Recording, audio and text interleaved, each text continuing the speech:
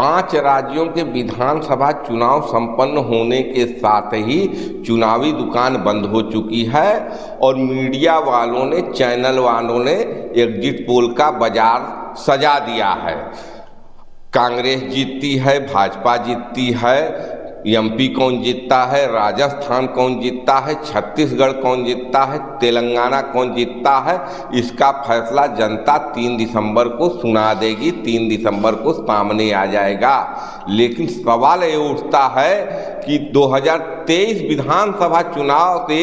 भारत की भविष्य की राजनीति किस तरफ जाएगी, उत्तर प्रदेश की राजनीति किस तरफ जाएगी और उत्तर प्रदेश वाले पियरका चच्चा का क्या होगा।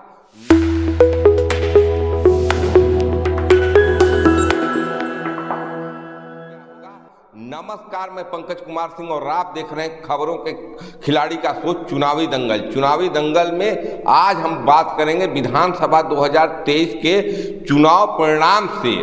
भारत की राजनीति लोकसभा 2024 को लेकर किस दिशा में जाती है और एक किस ढंग से पूरे देश को राजनीति को प्रभावित करने वाला है। छत्तीसगढ़ में किसकी सरकार बनती है, एमपी में किसकी सरकार बनती है, राजस्थान में किसकी सरकार बनती है, हिंदी भाषी बेल्ट में किसकी सरकार बनती है और किस ढंग से सरकार जिसकी भी बने उत्तर प्रदेश की राजनीति को कैसे प्रभावित करेगी, बिहार की राजनीति को कैसे प्रभावित करेगी, महाराष्ट्र की राजनीति को कैसे प्रभावित करेगी, तेलंगाना में किसकी सरकार बनती है और तेलंगाना की सरकार साउथ की पॉलिटिक्स को किस दिशा में लेकर जाएगा। क्योंकि अगर हम साउथ से बात करें तो जिस ढंग से कांग्रेस ने कर्नाटक के बाद तेलंगाना में प्रवेश कर रही है, एग्जिट पोल बता रहे हैं कि तेलंगाना में कांग्रेस की सरकार बन रही है। अगर 3 दिसंबर को वास्तविक रूप से तेलंगाना में कांग्रेस की सरकार बन जाती है तो 2 हाई इकोनॉमी वाले स्टेट साउथ के कर्नाटका और तेलंगाना कांग्रेस के पाले में चली जाएगी और जिससे कांग्रेस को सहूलियत हो जाएगी 2024 लोकसभा चुनाव लड़ने की। और अगर हम हिंदी भाषी बेल्ट एमपी, छत्तीसगढ़, राजस्थान की बात करें तो यहाँ 2 राज्यों में कांग्रेस की सरकार है, 1 राज्यों में भारतीय जनता पार्टी की सरकार है। अब इनका फैसला किस ढंग से उत्तर प्रदेश की राजनीति को प्रभावित करेगा, बिहार की राजनीति को प्रभावित करेगा और महाराष्ट्र की राजनीति को प्रभावित करेगा। क्योंकि एमपी कहीं न कहीं से यूपी से भी सटा है और महाराष्ट्र से भी सटा है और जिस ढंग की देश में पॉलिटिक्स चल रही है, चुनाव भले ही बिहार में एमपी में हो रहे थे, राजस्थान में हो रहे थे, लेकिन राजनीति कहाँ हो रही थी, राजनीति बिहार में हो रही थी। चुनाव चल रहा था एमपी में और भारत के गृह मंत्री सभा कर रहे थे बिहार के मुजफ्फरपुर में, चुनाव चल रहा था राजस्थान में, लेकिन बैठक हो रही थी बंद कमरे में भारत के गृह मंत्री की और उत्तर प्रदेश की मुख्यमंत्री की। और इस बीच में सबसे बड़ी कंट्रोवर्सी पैदा करते रहे एनडीए के नए नए सहयोगी उत्तर प्रदेश के सुहेलदेव भारतीय समाज पार्टी के नेता ओम प्रकाश राजभर, जिनको प्यार से लोग पियरका चच्चा कहते हैं। और जिस ढंग से पियरका चच्चा को गच्चा दे रहे हैं उत्तर प्रदेश के मुख्यमंत्री योगी आदित्यनाथ, अमित शाह के कहने पर भी मंत्रिमंडल का विस्तार नहीं कर रहे हैं। दशहरे का टाइम दिया गया, दीपावली का टाइम दिया गया, लेकिन फाइनली वो समय आ गया 3 दिसंबर 2023 जो आखिरी डेडलाइन है कि 5 राज्यों के विधानसभा चुनाव के परिणाम आने के बाद उत्तर प्रदेश के मंत्रिमंडल का विस्तार होगा। अब देखना बहुत ही दिलचस्प होगा कि उत्तर प्रदेश के मंत्रिमंडल के विस्तार में पियरका चच्चा को मौका मिलता है कि नहीं, पियरका चच्चा योगी के कैबिनेट में आते हैं कि नहीं, या योगी की कैबिनेट ही भंग होने वाली है, एक नया मुख्यमंत्री आने वाला है उत्तर प्रदेश में। क्योंकि जिस ढंग से केशव प्रसाद मौर्य इन 5 राज्यों के विधानसभा चुनाव के बीच में 2-2 कैबिनेट की बैठक में नहीं जाते हैं, जिस ढंग से विधायकों का रेला लगा हुआ है केशव प्रसाद मौर्य से मिलने के लिए उनके घर पर, और जिस ढंग से देव दीपावली जैसे, अयोध्या में दीपोत्सव जैसे कार्यक्रम में केशव प्रसाद मौर्य नहीं जाते हैं। और वहीं बिहार से जो जातिगत जनगणना का एक आग चला है, उस पर उत्तर प्रदेश के सरकार का सरकारी बयान आता है कि हम ऐसी कोई जनगणना नहीं कराने वाले हैं, क्योंकि जनगणना कराने का काम केंद्र सरकार का होता है, राज्य सरकार का नहीं।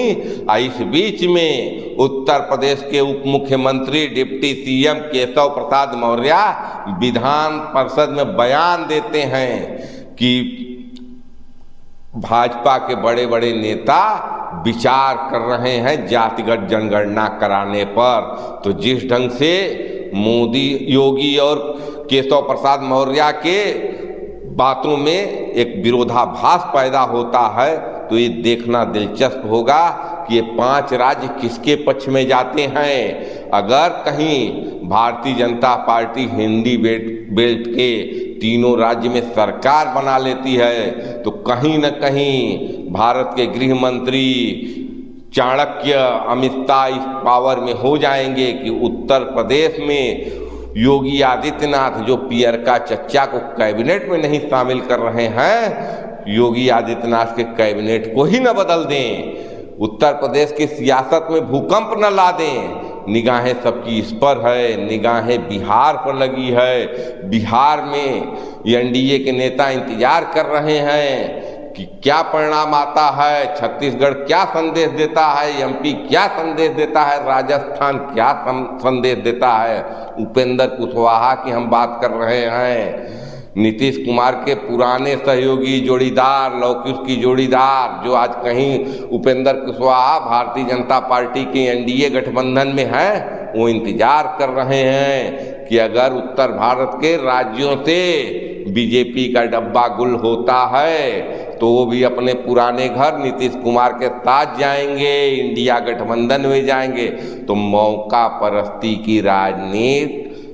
दम चरम पर है। अब ये चुनाव परिणाम किसको मौका देता है, कौन इस मौके को भुनाता है, ये देखना बड़ा ही दिलचस्प होगा। इस बीच में अगर वास्तविक रूप से बात किया जाए, अगर हम राजस्थान की बात करें तो राजस्थान में बड़े ही कांटे की लड़ाई है। जहाँ तक हमको समझ में आ रहा है कि न वहाँ कांग्रेस जीतने जा रही है और न वहाँ भाजपा जीतने जा रही है, वहाँ जीतने जा रहे हैं भाजपा के बागी, कांग्रेस के बागी, जो कहीं न कहीं अगली सरकार बनाने में मुख्य भूमिका निभाएंगे। और अगर हम एमपी की बात कर लें तो यहाँ अगर एग्जिट पोल में, 2 बड़े एग्जिट पोल में जिस ढंग से बढ़त दिखाया गया है भारतीय जनता पार्टी को, हालांकि और चैनल तमाम कांग्रेस की बढ़त दिखा रहे हैं, तो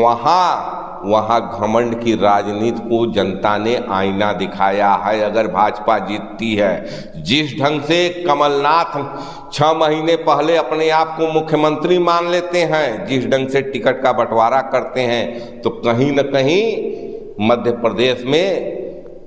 शिवराज की जीत नहीं होगी। यहाँ कमलनाथ सत्ता में न रहते हुए भी कमलनाथ हारेंगे, यहाँ राहुल गांधी नहीं हारेंगे। और अगर कहीं से भी भारतीय जनता पार्टी जीत जाती है तो ये जीत मोदी और अमित शाह की नहीं होगी, क्योंकि जिस ढंग से मोदी और अमित शाह मैदान छोड़कर भागे थे एमपी के चुनाव से, जिस ढंग की रैली राजस्थान में किए,